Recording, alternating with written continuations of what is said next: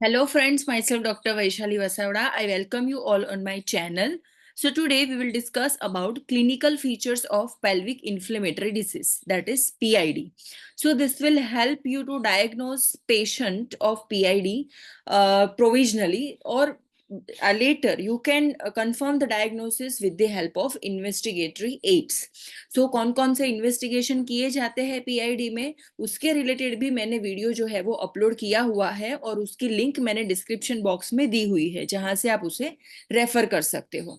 तो जब हम क्लिनिकल फीचर्स की बात करें तो क्लिनिकल फीचर्स में फर्स्ट ऑफ ऑल जो सिम्टम्स रहते हैं, तो usually the symptoms appear at the time and immediately after the menstruation. So जब भी मेंस्ट्रुएशन पीरियड रहता है 3 days 4 days और 7 days, depends on person to person, उसके दौरान ड्यूरिंग दैट पर्टिकुलर टाइम और उसके बाद में सिम्टम्स जो है वो अपीयर होते हैं।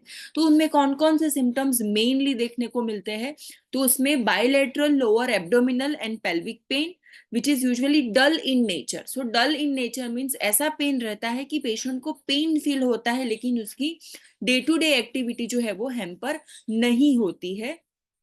कुछ रेयर पेशेंट्स में ये भी देखने को मिलता है कि उनको पेन किलर्स लेनी पड़ती है या day to day activity hamper होती है, बट यूजुअली वो डल रहता है नेचर में। Then the onset of pain is more rapid and acute in gonococcal infection then in chlamydial infection. So जो ऑनसेट जो रहता है पेन का वो यूजुअली रैपिड रहता है अगर गोनोकोकल इन्फेक्शन है तो। अगर क्लाइमेडियल इन्फेक्शन है तो ऑनसेट एक्यूट भी नहीं होता है एंड पेन जो है वो रैपिड भी नहीं रहता है। देन उसके अलावा जनरलाइज्ड सिम्टम की हम बात करें तो फीवर, लेसिट्यूड एंड हेडेक। पेशेंट को कुछ वर्क करने की इच्छा नहीं होती है, लेजीनेस फील होती रहती है, वीकनेस रहती है एंड फीवर एंड हेडेक जो है वो रहता है।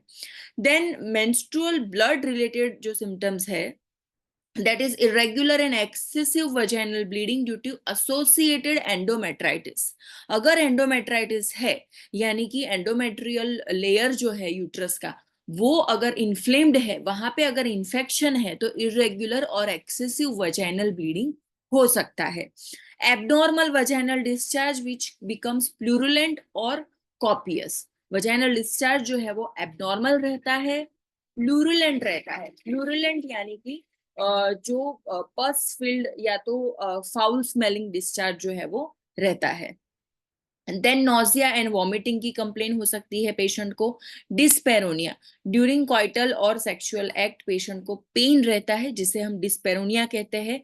Pen and discomfort in right hypochondrium due to concomitant peri hepatitis.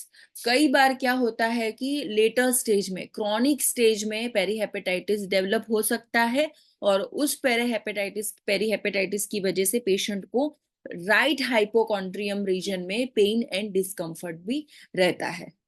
Then science की हम बात करें तो साइंस में जब भी आप पेशेंट का टेम्परेचर चेक करते हो तो यूजुअली 38.3 डिग्री सेंटीग्रेड जितना उसके अराउंड रहता है।